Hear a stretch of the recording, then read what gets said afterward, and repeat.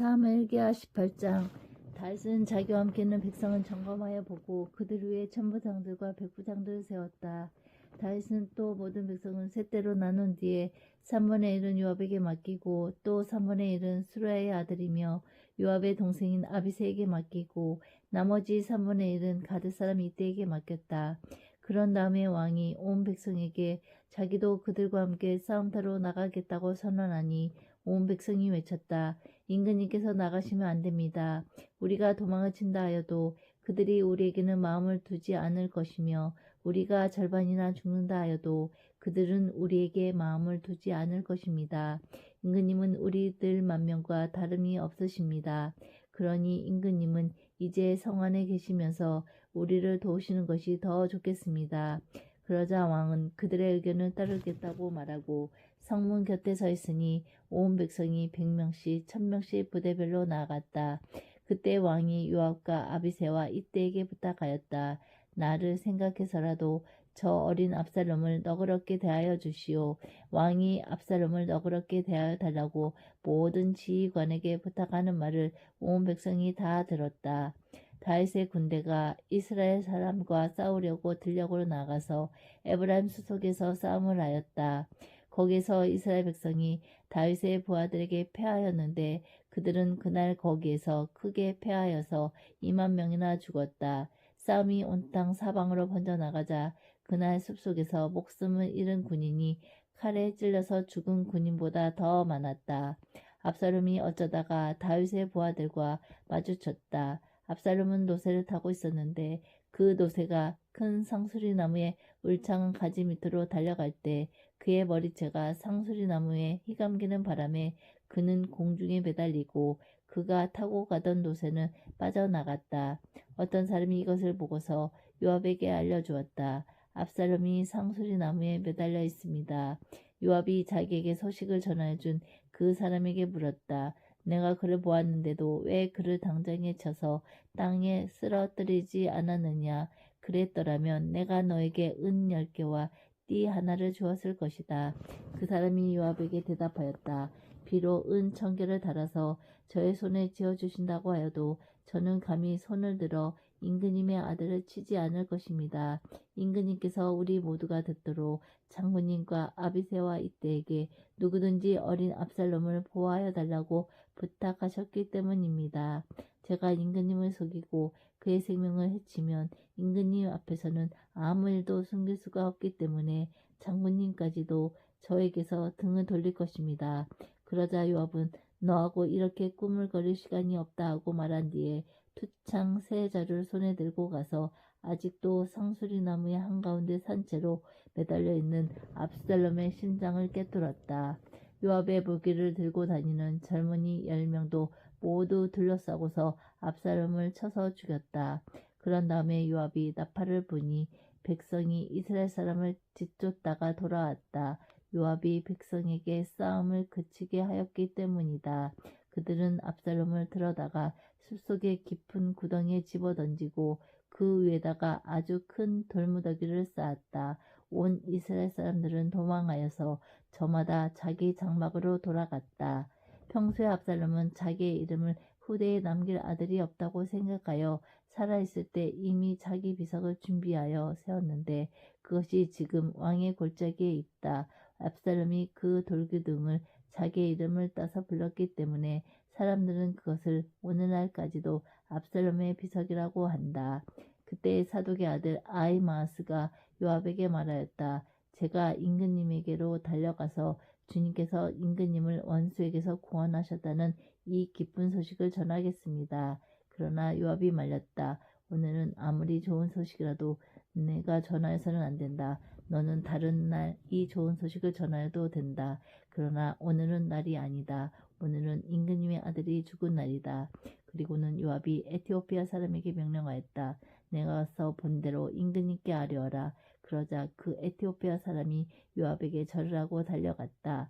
사독의 아들 아히마스가 또다시 요압에게 말하였다. 저에게 무슨 일이 일어나도 좋으니 저도 저 에티오피아 사람과 같이 가서 보고할 수 있도록 허락하여 주십시오. 그러나 요압은 또 말렸다. 아히마스야, 내가 왜 가려고 하는지 모르겠구나. 내가 가보아야 이 소식으로는 아무 상도 받지 못한다. 아히마스가 또다시 말하였다. 저에게 무슨 일이 일어나도 좋으니 저도 가겠습니다. 요압이 그에게 말하였다. 그렇다면 더 말리지 않겠다. 아히마스는 요단 계곡을 지나는 길로 달려서 그 에티오피아 사람을 앞질렀다. 그때의 다윗은 두 성문 고 앞문과 바깥문 사이에 앉아 있었는데 파수꾼이 성문의 지붕 위로 올라가서 성벽 위에서 멀리 바라보고 있다가 어떤 사람이 혼자 달려오는 것을 보았다. 파수꾼이 큰 소리로 이 사실을 왕에게 알리니 왕은 혼자 오는 사람이면 좋은 소식을 전하는 사람이다 하고 대답하였다. 그 사람이 점점 더 가까이 이르렀다. 파수꾼이 보니 또 한 사람이 달려오고 있었다. 파수꾼이 큰 소리로 문지기에 또 한 사람이 달려온다 하고 외치니 왕은 그도 좋은 소식을 전하는 사람이다 하고 말하였다. 파수꾼이 또 알렸다. 제가 보기에 앞서서 오는 사람은 달리는 것이 사독의 아들 아히마스가 달리는 것과 같습니다. 그러자 왕이 대답하였다. 그는 좋은 사람이니 좋은 소식을 전하러 올 것이다. 아히마스가 왕에게 가까이 이르러서 평안하시기를 빕니다 하고 인사를 드리며 얼굴이 땅에 닿도록 왕에게 절을 하며 아뢰었다. 높으신 임금님께 반역한 자들을 없애버리시고 임금님께 승리를 안겨주신 임금님의 주 하나님을 찬양합니다.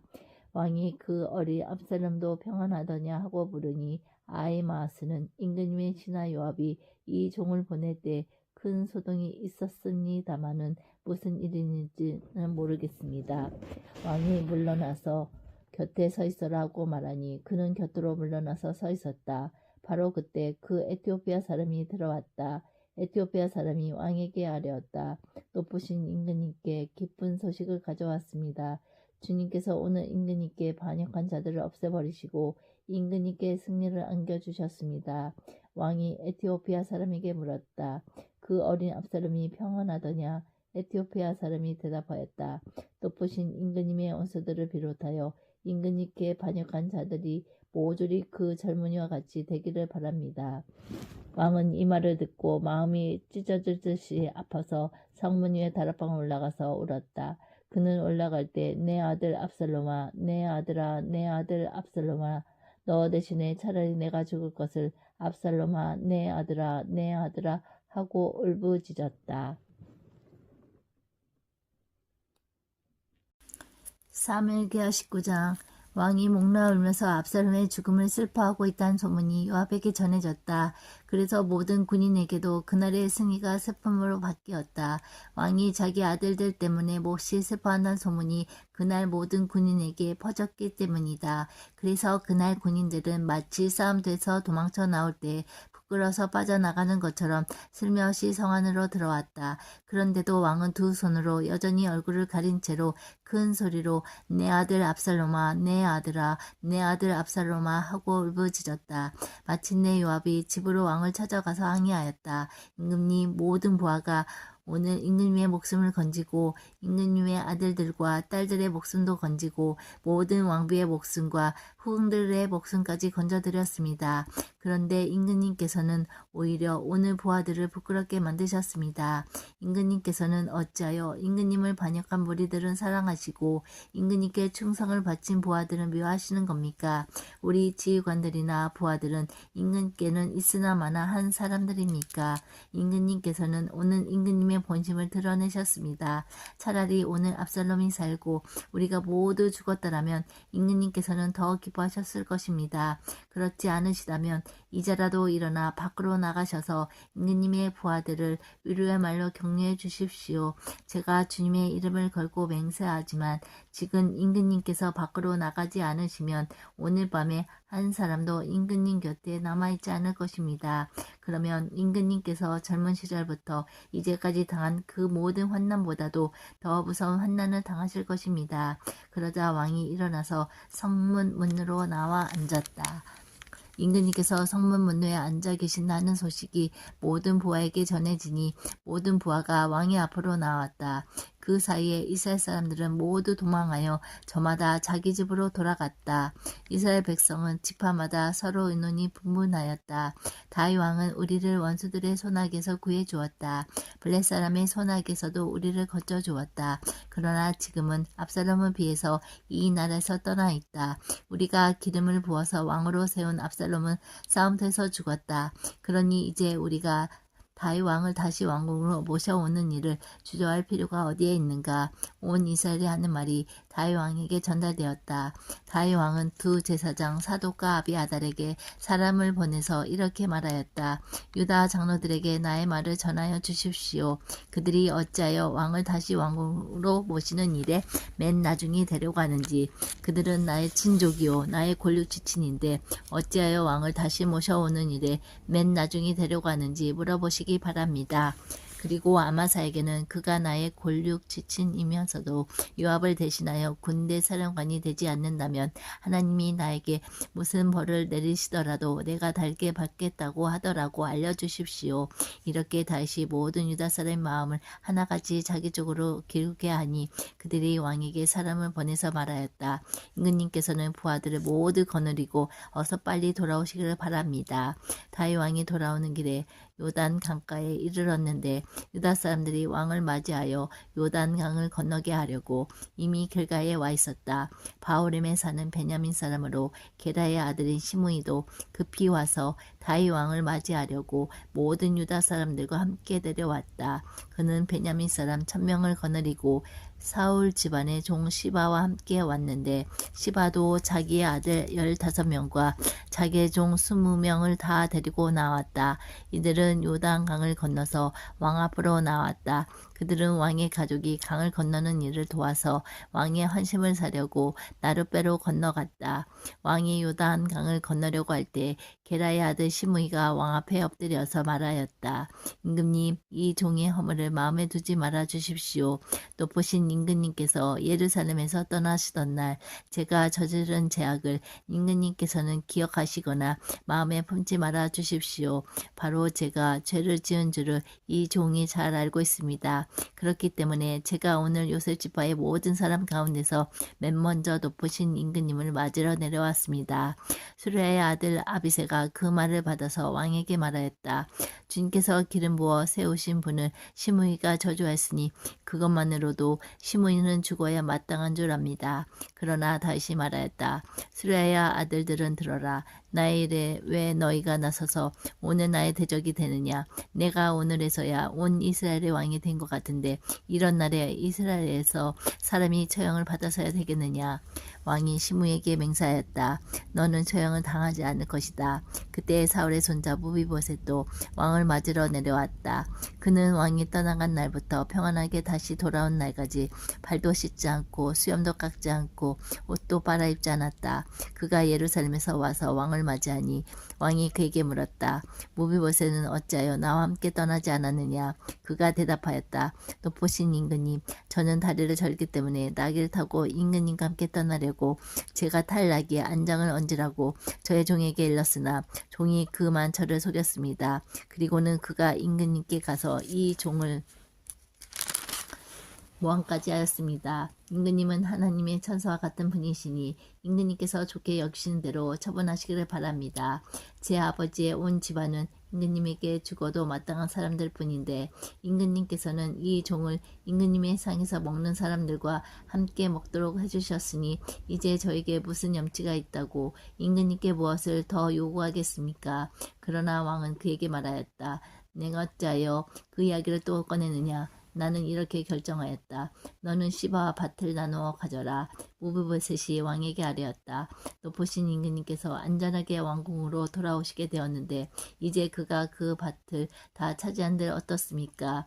그때 길앗 사람 바르실레도 로글림에서 내려와서 왕이 요단강을 건너는 일을 도우려고 요단 강가에 이르렀다. 바르실레는 아주 늙은 사람으로 나이가 80살이나 되었다. 그는 큰 부자였으므로 왕이 마하나임에 머물러 있는 동안에 왕에게 음식을 공급하였다. 왕이 바르실레에게 말하였다. 노인께서는 나와 함께 건너가시지요. 나와 같이 가시면 내가 잘 대접하겠습니다. 그러나 바르실레는 왕에게 아뢰었다.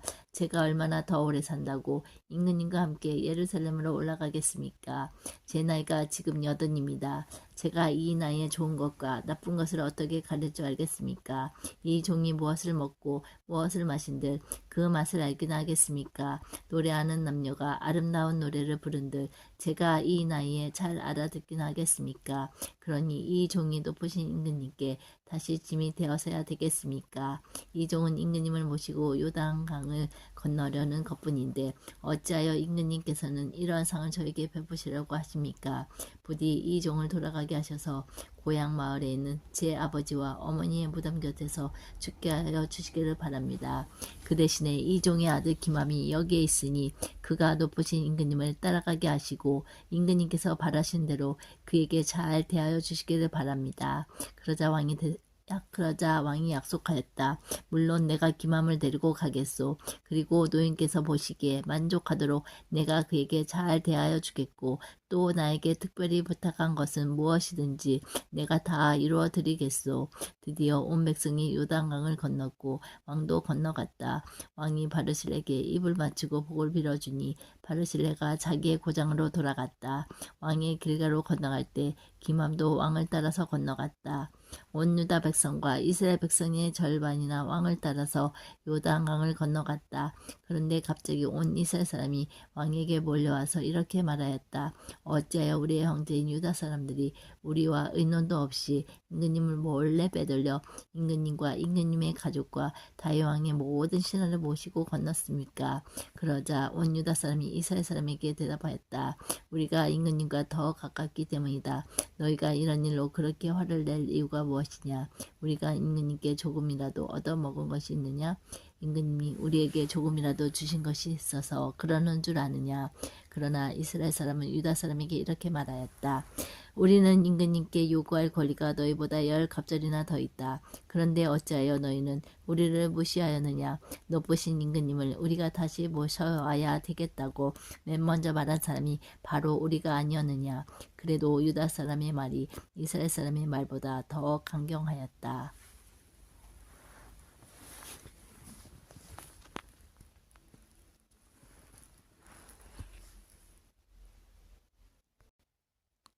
시편 114편.